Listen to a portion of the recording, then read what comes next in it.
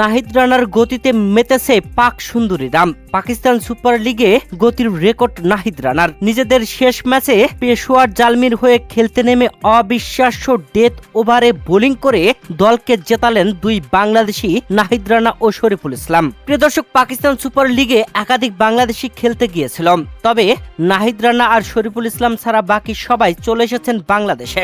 নাহিদ রানা আর শরীফুল ইসলামকে বাংলাদেশ ক্রিকেট বোর্ডের কাছে চিঠি দিয়ে একটি ম্যাচ খেলার জন্য অনুরোধ করেছিল পেশোয়ার জালমি, আর সেই অনুরোধেই নাহিদ রানা ও শরীফুল ইসলামকে আরো একটি ম্যাচ খেলার সুযোগ করে দেয় বাংলাদেশ ক্রিকেট বোর্ড। আর সেই ম্যাচে খেলতে নেমেই বাংলাদেশের নাম উজ্জ্বল করলেন নাহিদ রানা ও শরীফুল ইসলাম, যেখানে মুলতান সুলতানসের বিপক্ষে এই ম্যাচে মাঠে নামে পেশোয়ার জালমি। আর মাঠে নেমে আগে ব্যাটিং এ পেশোয়ার জালমি দারুণ ব্যাটিং করেন, যেখানে পুরো 20 ওভার খেলে 196 রান সংগ্রহ করেন। কুশাল মেন্ডিস 68, মোহাম্মদ হারিস 38 আর ফারহান ইউসুফের 30 রানের সুবাদে তারা মুলতান সুলতানসকে 197 রানের টার্গেট দেয়। তারা এই রান সংগ্রহ করতে হারিয়েছিল 6টি উইকেট। এর জবাবে ব্যাট করতে নেমে মুলতান সুলতানস শুরু থেকেই পরপর উইকেট হারাচ্ছিল।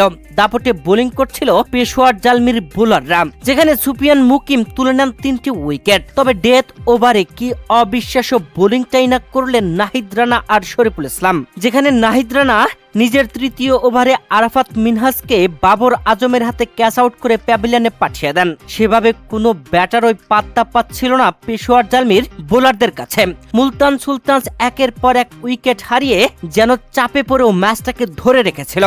তবে নাহিদ রানা আর শরীফুল ইসলামের অবিশ্বাস্য বোলিংয়ে সেটা আর জয় নিতে পারল না, যেখানে 17তম ওভারে নাহিদ রানা নিজের প্রথম উইকেট তুলে নেন আর এ ওভারে খরচ করেন মাত্র 6 রান। শেষ 18 বলে মুলতান সুলতানসের জয়ের জন্য প্রয়োজন ছিল 40 রান।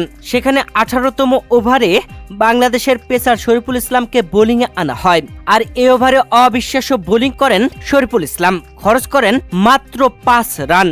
শেষ 12 বলে জয়ের জন্য 35 রান দরকার। টি-20 খেলায় এমন পরিস্থিতিতে অনায়াসে ম্যাচ বের হতে দেখেছি অনেক ম্যাচে, তবে এই ম্যাচটা কোনোভাবে বের হতে দেননি নাহিদ রানা।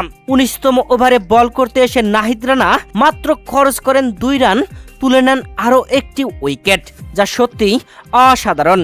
এই ওভারে পেশোয়ার জালমির জয় নিশ্চিত করে নেন নাহিদ রানা। শেষ ওভারে জয়ের জন্য প্রয়োজন ছিল 33 রান, সেখানে 24 রানে ম্যাচটি হেরে যায় মুলতান সুলতানস। ডেথ ওভারে অসাধারণ বোলিংয়ে বাংলাদেশের নাম উজ্জ্বল করেছেন নাহিদ রানা ও শরীফুল ইসলাম। এই ম্যাচ শেষ বাংলাদেশ নিউজিল্যান্ডের বিপক্ষে সিরিজ খেলবে, আর সিরিজ খেলতেই বাংলাদেশে ফিরছেন নাহিদ রানা ও শরীফুল ইসলাম। এবারের পিএসএল এ গতির রেকর্ড গড়েছেন নাহিদ রানা।